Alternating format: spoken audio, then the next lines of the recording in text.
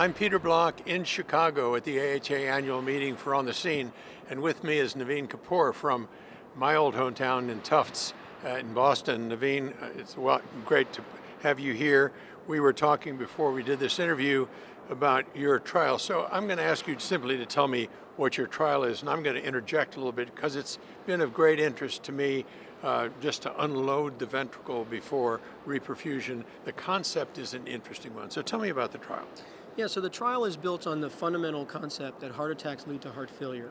And the Door to Unload STEMI pilot trial is the first trial to test the concept that unloading the ventricle using a transvalvular pump, known as the Impella, and delaying reperfusion may reduce infarct size. And the goal of the trial, it's a pilot study, so it's really focused on safety, feasibility, identifying any early signs of efficacy, and then informing the development of a subsequent pivotal trial. Okay, so let's get to the pathophysiology because that's sort of the interesting stuff. You're essentially, by unloading the ventricle, by putting the Impella in first and waiting for 30 minutes and letting the left ventricle have a holiday, is what I call it, and then reperfusing with PCI. You're trading reperfusion for unloading. So give me the short version of the pathophysiology here. Sure, absolutely. So the fundamental principle is that time is muscle, and I don't think this study changes that at all. What we're saying is that there's a two-hit mechanism through this approach that has been studied in preclinical studies, and we identified that putting in an LV unloading device attenuates ischemia by enhancing microcirculatory flow to the area at risk, and the second mechanism is that we prime and condition the myocardium so that it's prepared for reperfusion and a reduction in reperfusion injury. So it's really a two-hit therapy, isn't it? Correct. Okay, increasing microcirculation and then preparing the ventricle for that blast of reperfusion, if you will. Okay, Correct. Outcomes. Tell me what happened. So the primary outcome is on safety and feasibility. The first takeaway message is that the study was completed successfully. We had 100% successful implants. We had no bailout from the delay arm to the immediate reperfusion arm. The second takeaway is that we had low 30-day MACE, which includes cardiovascular and cerebral events. And the third message is that compared to unloading and immediate reperfusion, unloading and delaying reperfusion for 30 minutes did not increase infarct size.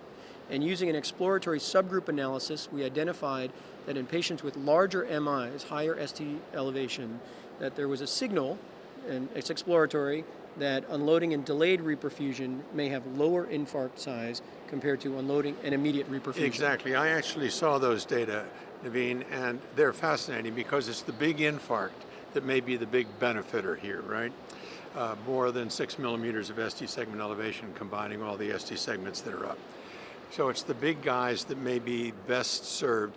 Wouldn't we do this anyway in patients who have cardiogenic shock or big anterior infarcts? It's really critical to identify that the Impella device is FDA indicated for shock and high-risk PCI. It is not indicated for STEMI in patients who are normotensive without cardiogenic shock. And so for that reason, a lot of the patients you'll see from the data are actually normotensive.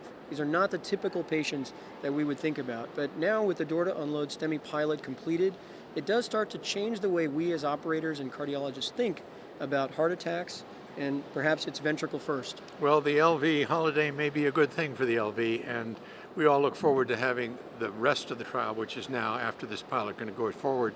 Clearly, no risk to the patients. The interesting thing is if you wait 30 minutes, it doesn't seem to make much difference in terms of outcomes. So good luck with the rest of this trial, and we look forward to hearing from you once that is completed. Thank you. Thank you very much.